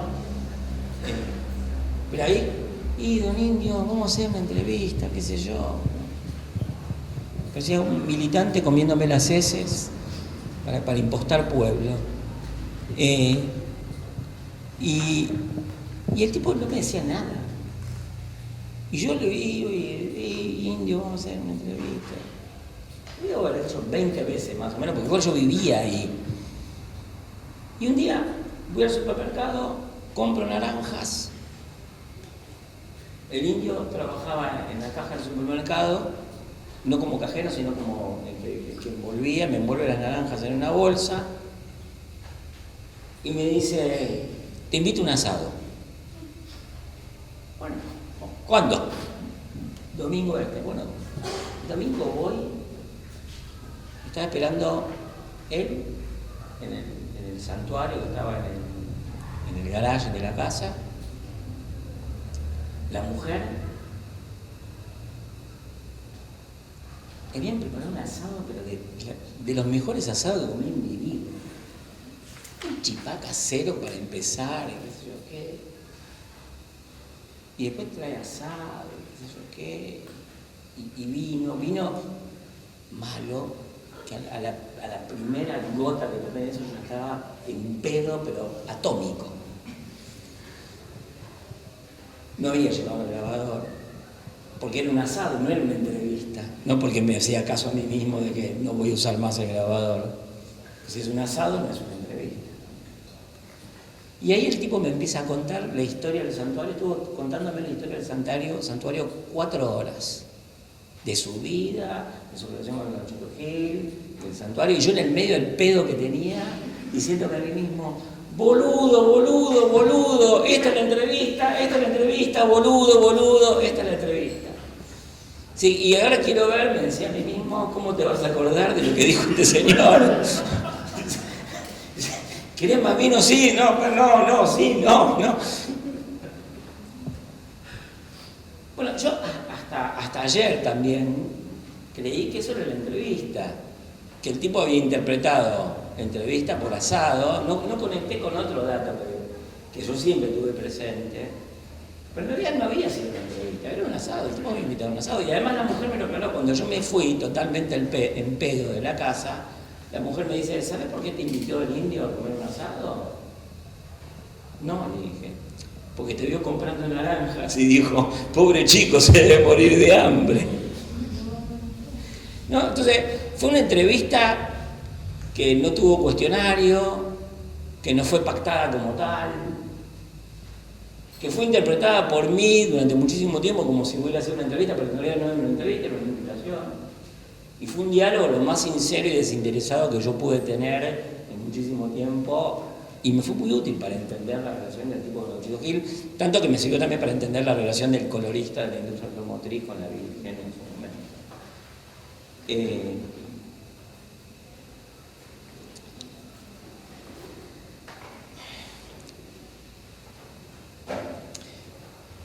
A ver, lo que yo quiero transmitirles con estas historias es que en lo que yo entiendo por método etnográfico, importa menos la cita, el cuestionario,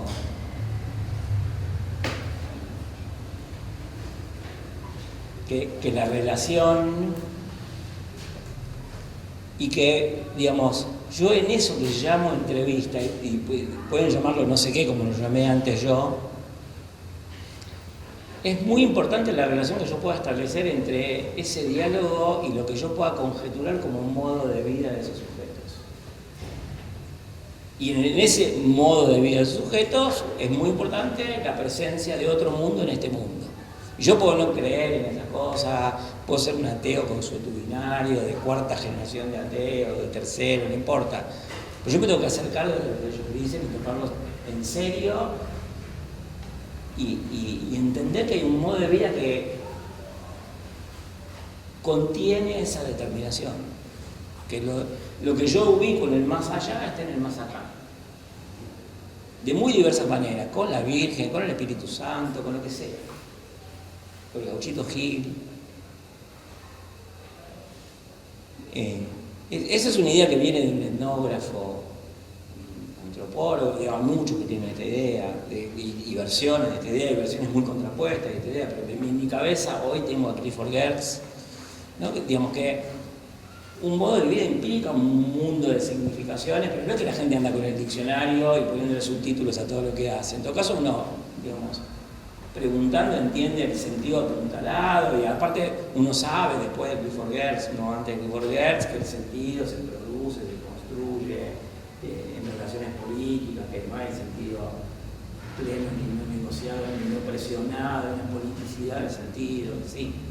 Pero hay un mundo de vida donde hay prácticas de la significación que o yo las conozco y entonces las actualizo en la conversación con el otro, o yo puedo inducirlas y saber algo más de ese modo de vida a partir de esa conversación, pero yo no tengo esa conversación sin pensar en un modo de vida como elemento anterior o posterior a esa conversación, elemento anterior o posterior lógicamente a esa conversación. No digo anterior o posterior cronológicamente.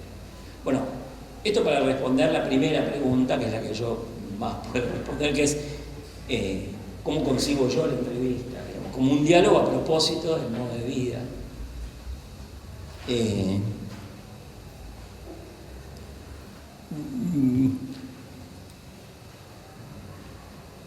Yo no es que no preparo las entrevistas, las preparo en la medida que puedo sumergirme en un mundo de vida y voy entendiendo algunas cosas y otras no, porque como ya dije, soy un boludo, lo entiendo y lo entiendo sino por insistencia, por repetición,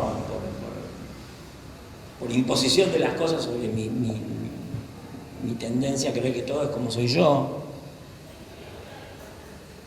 Entonces, digamos, las preparo con una sensibilización y también sí las preparo pensando en algunas cosas que a partir de lo que hablé antes con esa persona, yo claramente llego a una situación de diálogo, digamos, en este contexto etnográfico, simplemente como, buenos días, yo soy tal, usted es tal, quiero hacerle una entrevista. Digo, he hecho eso, también lo he hecho.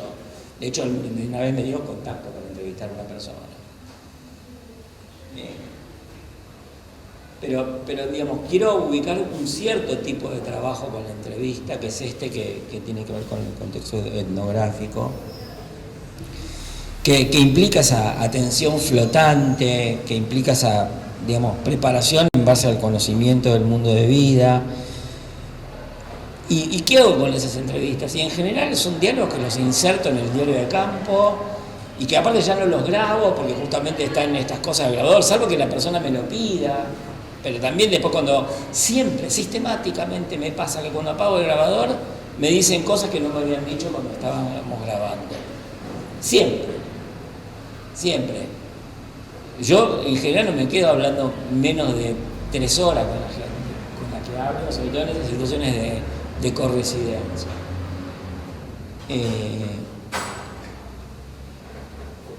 Entonces meto eso en un diario de campo que es mi objeto para construir un mundo de vida o un modo de vida.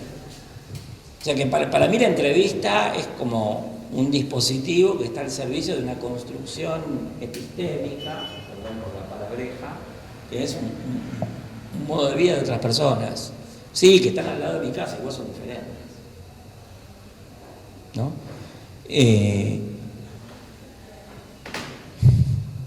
Hay una entrevista que creo que ustedes leen en esta materia, ¿no? La que hice yo con Mayra Arena.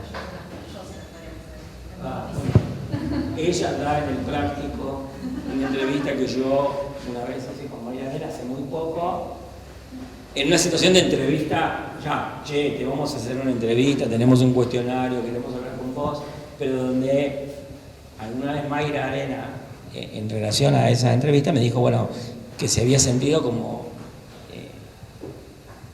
en diálogo como pocas veces en la vida se había sentido, y creo que eso sucedió porque las personas que hicimos en esa entrevista, porque la otra persona es Cecilia Ferraudi Curto, que es una persona que tiene mucho más don de gente que yo, y aparte ella no es boluda como yo, pero que tenemos una idea de que el proceso de conocimiento debe ser dialógico y que nosotros realmente no encarnamos ningún saber desde ningún lado, ni de la pregunta, ni de la directividad, ni de la escucha.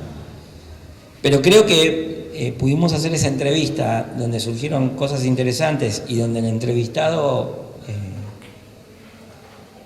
pudo testimoniar que se sintió respetado, porque insertamos esa entrevista en una perspectiva y en cuerpos acostumbrados a hacer etnografía. Por más que fue una entrevista por Skype, muchos años después de todo esto. Bueno, en este contexto, y con esto voy terminando porque no sé si lo hice muy largo, yo creo que, insisto, entrevista es muchas cosas. De hecho, o sea, todas ustedes pidieron versiones de la entrevista. Quiero dar mi versión de mis entrevistas en el contexto etnográfico. También he hecho entrevistas periodísticas. Yo creo que el método etnográfico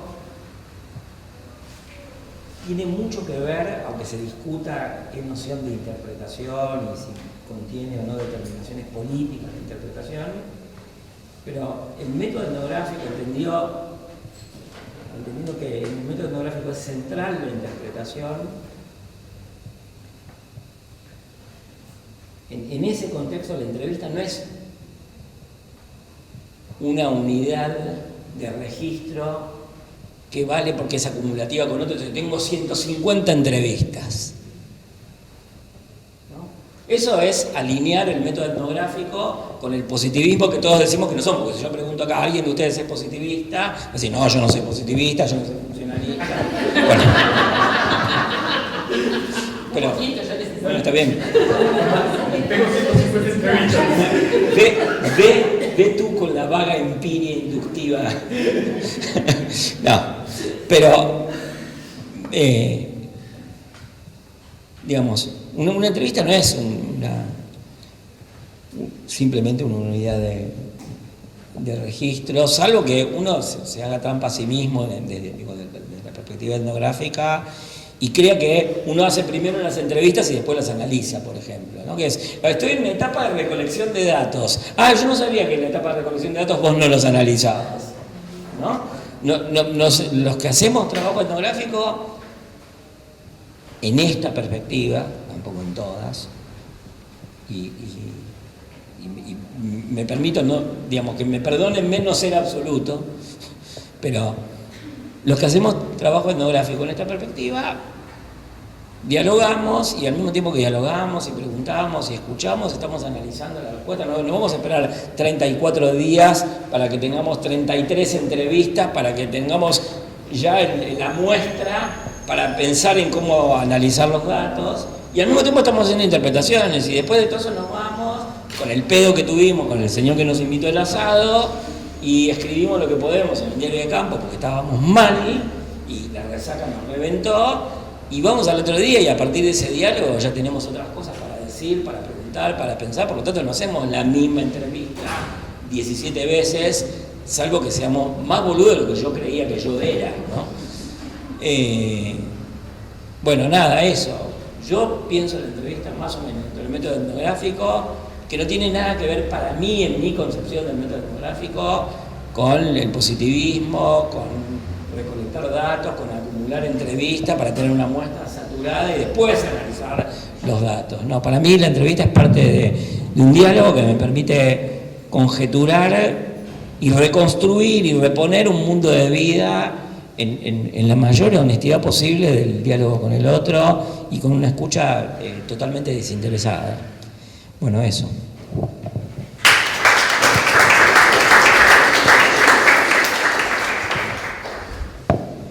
Bueno, no sé Yo, son menos cuarto. La idea sería, o bien que ustedes interactúen, dígame la regla. O bien interactúen y a la vez, si ustedes, quien quiera intervenir, adelante. Yo tengo una pregunta, Pablo, tu nombre, ¿verdad? Sí, sí.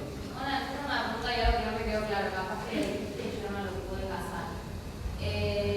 Por ejemplo, cuando vos fuiste este asado con este hombre que te invitó y terminó siendo lo que para vos era la entrevista, ¿qué pasa con esa información? O sea, vos lo usaste, no lo usaste, porque también hay como una puja ahí entre, bueno, para vos esa información es muy valiosa, pero esa persona te lo contó en un contexto en el que pensaba que capaz no estaba usando esa información para investigar o para publicar o lo que sea, porque no quiero que sea con el nombre de esa persona. Lo único que pasa es que tú vas a pagar el grabador y te cuentan otras cosas que también te sirven mucho. ¿Qué se hace con eso?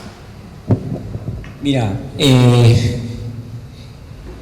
en estos casos yo hice diferentes cosas que a veces no, y cosas que me contaron y que yo no pregunté si podía publicar, no las publiqué.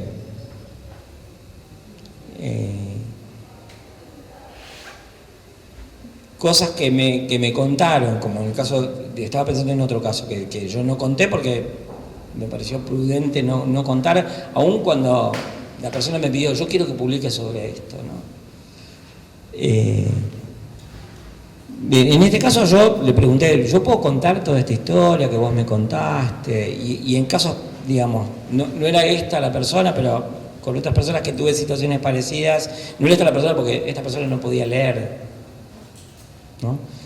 Pero en situaciones que tuve encuentros donde me vino información que yo no buscaba, que es esto lo que vos estás preguntando, yo les mostré lo que escribía, que era lo que estaba diciendo, y a mí me sirvió mucho mostrar lo que escribía, porque corregían mis interpretaciones. Ahora, digo, eso implica un tiempo que no es el del periodismo, ¿no? Yo no. Claro. Entonces, en general yo, y cuanto más pude, digamos, cuando las primeras veces que hice eso, me di cuenta que funciona mucho mejor.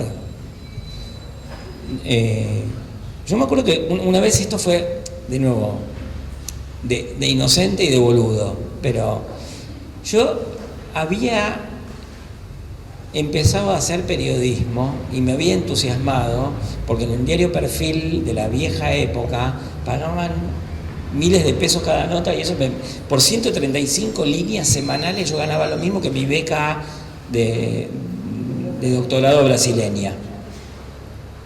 Entonces dije, quiero hacer periodismo. Entonces fui a decirle a los tipos de la revista muy interesante que quería hacer una nota sobre budismo zen, que estaba en el templo al lado de mi barrio. Y entonces empecé a ir al templo, y me copé en ir al templo y me volví budista zen. Y medité y hice como un pequeño trabajo etnográfico sobre el templo. Y entonces un día escribí algo. Y se lo llevé, y re contento aparte, porque aparte en el templo había gente que había estudiado sociología conmigo, había gente que era amiga de amigos míos, y entonces nos reunimos en el templo y yo llevé el escrito, y me acuerdo que casi se rompe el templo, porque la mitad decía, bárbaro, Pablo, fantástico, esto que decís, a mí me encanta. Y me acuerdo que había un montón de gente, decía, flaco, ¿qué fruta mandás? ¿Pero qué decís? No sé qué. Y ahí me di cuenta, ¿no?, que uno podía presentar sus interpretaciones y someterlas a diálogo y corregirlas y no publicar si no estaban contenidas las opiniones de todos. Digo, son los tiempos del etnógrafo. Yo no tenía tanto apuro en publicar eso, ¿no? Entonces, en general, yo, cuando me vienen con cosas que no pensaba que iban a aparecer y que no había un pacto de que yo estoy contando la historia del barrio, contame tal cosa, y estoy escribiendo un libro y era obvio que lo iba a publicar, en la medida de lo posible confronté mis historias y en todo caso funciona como pongámosle un nombre técnico horrible, como reentrevista, ¿no? Pero, porque aparte la gente no es idiota, y cualquier cosa que te digan sobre su interpretación, sobre tu interpretación, perdón, en general es mejor que la tuya.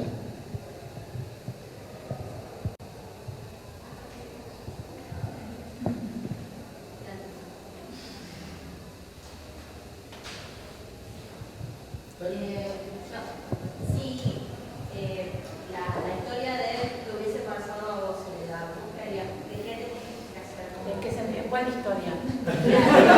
¿De cuánto? ¿De ponerte el pelo? ¿Cuál? La de tener una entrevista sin querer, de tener información sin que sea una entrevista. No la puedo usar, yo no la uso directamente. En todo caso, pasada esa velada tan grata, tan rica, etcétera, me recupero, vuelvo a contactar a esa persona y le digo, mira, la otra vez empezaste a contar una serie de cosas que me interesan por X motivo, yo estoy trabajando en tal proyecto, sea libro, whatever, no importa. Estoy trabajando en esto y me vendría muy bien hablar con vos para eso, que me cuentes, porque además ese es el planteo. Como son objetivos completamente diferentes, no solo tiempos, para mí no es un diálogo. No hay pacto dialógico en una entrevista periodística. Es alguien yendo a buscar información. No hay mucho más. Yo no soy amiga de mis entrevistados, de mis fuentes. Te cuento como ejemplo, ¿no? Yo hice un libro sobre Susana Trimarco. Cubrí para el diario el juicio por Marita Verón. Y después del juicio, bueno, fue todo un año viajando a Tucumán, yendo, viniendo, porque las audiencias eran allá. No había audiencia virtual, era otro mundo. Fue hace 10 años, pero era otro mundo.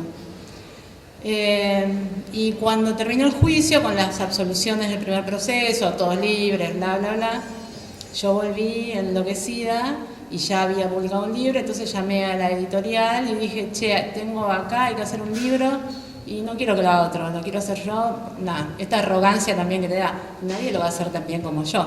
¿Me van a pillar el terreno? No, lo pillo yo antes, tomá. Fui, dije eso, bueno, dale, hacelo. Yo ya conocía a todo el mundo ahí. Entonces, la confianza ya se había podido establecer, fui, hablé, conocí a más gente, conocí lugares a los que no había ido, porque cuando cubrís el juicio ves esto, y cuando estás cubriendo la historia de vida de un grupo social, que era el caso, tenés que conocer mucho más el lugar, la zona, la dinámica, la lógica del poder, la economía, bla, bla, porque era... Digo, hay cosas que desde Buenos Aires no veíamos y que cuando estabas allá vos te das cuenta el delirio que era que Trimarco se plantara en la casa de gobierno, solita su alma, a decir, son todos unos corruptos, devuélvame a mi hija, qué sé yo. Trimarco vivía a 15 cuadras en la casa de gobierno, no tenía custodia, estaba sola con su nieta, el marido se le estaba muriendo porque no soportó la presión. Bueno, es muy distinto cuando lo vas a ver allá. Entonces pasé más tiempo. Fueron como, no sé, 2 años de mi vida dedicado a ese tema. Yo no soy amiga ni de Trimarco, ni de la gente de la fundación, ni de los abogados, ni de otros entrevistados, que hablé con muchísima gente, al punto que terminé declarando contra los hermanos Sale años después. Por eso no vuelvo a Tucumán ahora en realidad, porque prefiero preservarme. Amo esa provincia, pero siguen teniendo mucho poder. Y sin embargo yo puedo hablar con ellos, levanto el teléfono y llamo a José, que es uno de los abogados de la fundación, que me tiene reconfianza, le tengo reconfianza, siempre está en casos duros, qué sé yo, y es fuente. Pero él sabe que él es fuente y yo soy periodista y no somos amigos, y por ahí nos juntamos a tomar algo para intercambiar figuritas y está todo bien, porque tiene que ser así de claro. También esta cuestión de los pactos. Otro libro que yo hice, que se llama Vida de Ricos, que tiene ya unos cuantos años, era una época en la que estaba muy de moda salir a ver pobres, y entonces había un libro de una periodista del llamado Nuevo Periodismo, bla, que la gracia del libro empezaba con ella cruzando en moto el puente Pueyrredón y yendo al conurbano. Oh, vean, he encontrado pobres, saben hablar en español, bla, bla, bla. Y a mí eso me saca de quicio, Vengo de clase media, no, ni de un lado ni del otro. Pero yo dije, bueno, vamos a hacer zoología, hagamos un poquito de entomología con los ricos. Vida de ricos, Jockey Club, los circuitos de pertenencia, la hipótesis era, esto era antes del gobierno de Macri, justo antes del gobierno de Macri. ¿Qué pasó con los sectores dirigentes de Argentina, que con todos los peros que podemos poner, todo lo que ya sabemos, eran un poquito racistas, un poquito misóginos, la generación del 80, cómo las élites pudieron construir un país, tenían una idea, arrasaron, todo lo que quieran, pero tenían una idea, eran más o menos ilustrados, supieron incorporar masas, llegadas, nacionalizar, ciudadanizar, todas esas cosas que se estudian también acá. ¿Y cómo estamos en este presente? Estaba ya Macri como una figura política fuerte, todavía no se sabía que iba a ser presidente, pero ¿cómo pasamos de Roca, de Mitre a Macri? La gran pregunta era esa. Claro, la gente de Jockey Club no te va a hablar en on, pero yo tenía que establecer lazos de confianza con socios de Jockey Club, porque la resolución que dice que tiene que haber mujeres es de la semana pasada, que son hijos de socios que a su vez eran hijos de socios que a su vez, sí, porque se pasa así. Bueno, lo logré. Pude hablar con ellos, me recontra comprometí a no poner el nombre de ellos, no puse el nombre de ellos. Y bueno, ahí tenés una credibilidad jugada a dos puntas. Por un lado con tu lector. ¿El lector puede pensar que yo inventé eso? Y sí, lo que pasa es que cuando las cosas son tan inverosímiles no las puedes inventar, no te salen. Por suerte, ¿no? Hay un mundito que no. Y por el otro lado, la credibilidad con esos entrevistados. Yo les hacía unas preguntas absurdas. Digo, yo nunca hubiera podido entrar hasta ahora al vestuario de Jockey Club. Y tenía gente que me contaba, no, porque antes venía fulano, y fulano se murió, y pasó tal cosa, y cuando vos hicieron la obra, bla, bla, bla. Un nivel de detalle alucinante. Pero ¿por qué también me daban ese nivel de detalle? Porque estaban seguros de que no iban a quedar escrachados. Era parte del pacto. Entonces, a veces lo que pasa es que la gente habla mucho más, con mucha más confianza, si no tiene que poner el nombre. Pero a veces que hablen diciendo 20.000 cosas súper interesantes sin poner el nombre no sirve. Porque tenés que ahí sí jugar fuerte a credibilidad. Y parte del periodismo es, mira, necesito que me digas esto, pero me voy a embarrar y voy a ir en cana. ¿Qué querés que haga? Es así, si me lo querés decir, decímelo, pero es con nombre. Pero son situaciones re distintas.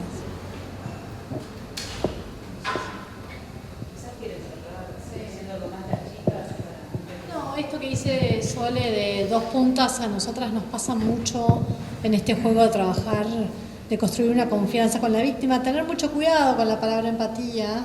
Venimos hablando con algunas compañeras que el exceso de empatía termina ocupando el lugar del otro, del otro.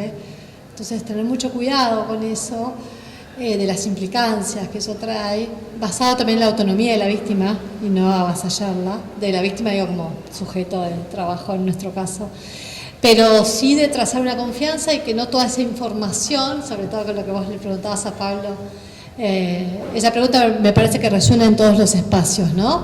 Y está atravesada un poco por la ética profesional y también por los mandatos en la institución donde nos toca desarrollarnos.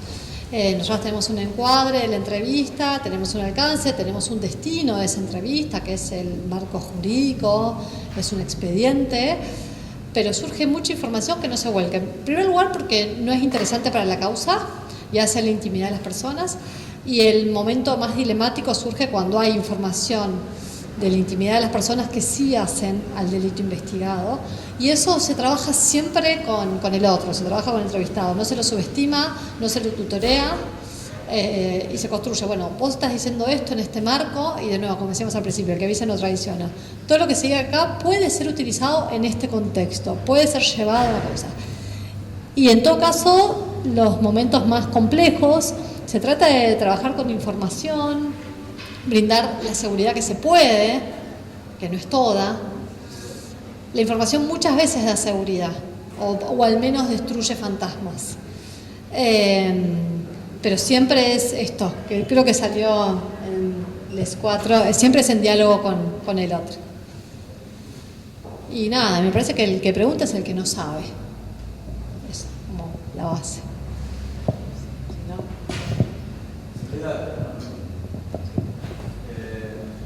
Mencionaste de tú, y bueno, te quería preguntar, porque me parece que tiene que ver con lo que hablaste, el ciclo de entrevistas de Julio Leiva, Caja Negra, me parece que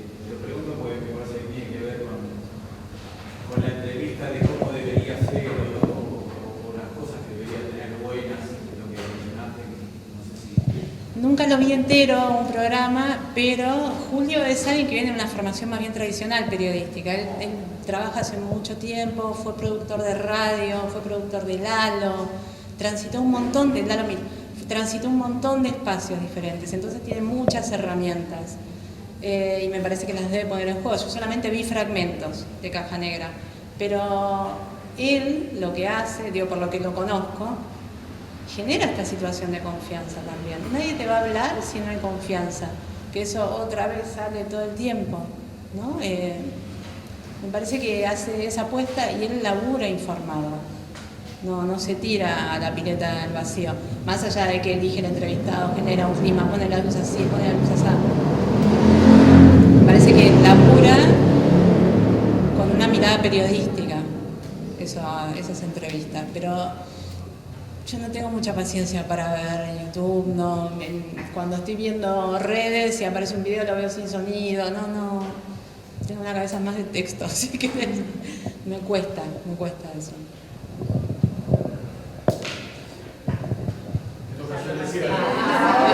Buenas noches. La medicina no, yo simplemente decir que es muy interesante que él haya dicho el tema de la recolección de datos, porque hay varias escuelas de entrevista que decían, bueno, recoja los datos que da el paciente y después el examen físico y después empezás a pensar, y es mentira, uno empieza a pensar si el paciente llegó tarde o llegó temprano, si vino muy temprano, entonces está ansioso fuera, ¿no? Entonces, o si tuvo 200 consultas en el último tiempo, si no viene nunca, digo, es todo el tiempo es información, ¿no? Esa cosa medio ordenadita de que uno empieza a interpretar y hacerse cargo, está bien interpretar, después hay que correlacionar con la realidad, ¿no? Como que ese es el trabajo con los residentes. Entonces, eso que vos contás a lo largo, nosotros lo tenemos que hacer en 20 minutos. Porque ese es el positivismo del libro, que no es el positivismo de verdad. El positivismo del libro es, sí, hipótesis, experimento, análisis, qué sé yo. De eso avanzamos un poquito, pero es muy interesante escuchar lo que nosotros hacemos eso también y que también, ¿no? Como te enseñan ordenadito en la facultad, bueno, escuchás al paciente y después lo revisás y después das un diagnóstico. Y en realidad tenemos que luchar mucho con lo que nosotros llamamos anclaje, porque en general los médicos lo que hacen es pensar un diagnóstico al principio, no corrigen su diagnóstico, por más que hay evidencia concreta durante la entrevista de que el diagnóstico es otro, y entonces ahí la pifian, ¿no? Esa es nuestra cabezota. ¿No? Bueno, somos seres humanos, somos sesgados y el razonamiento tiene esas cosas, entonces bueno, trabajar eso para ir para atrás. Bueno, vos pensaste en algo por frecuencia, por lo que te contó el paciente, te anclaste en que tiene, no sé, gastritis, pero bueno, después te dijo que eso le pasa en otras circunstancias, entonces cambias el diagnóstico. Entonces bueno, ese trabajito, pero bueno, requiere paciencia de los médicos y de los pacientes. Yo le digo, bueno, si la pifié, volvé y decime que no era eso y qué pasó después, ¿no? Y eso es algo a trabajar en los tiempos que corren, donde no hay tiempo, no hay tiempo, ¿no? Es un proceso, además. Claro. Pero la gente no se aguanta el proceso, porque entonces vos la pifiaste o el medicamento le hizo mal, no volvió, y yo digo, no, pero volvé y decime que te hizo mal, te voy a dar, no te voy a volver. No, pero bueno, es interesante cómo se cruzan los conceptos igual con cada objetivo de cada entrevista, que son claramente Sí, que en un mismo nombre para mí coinciden como prácticas muy diferentes.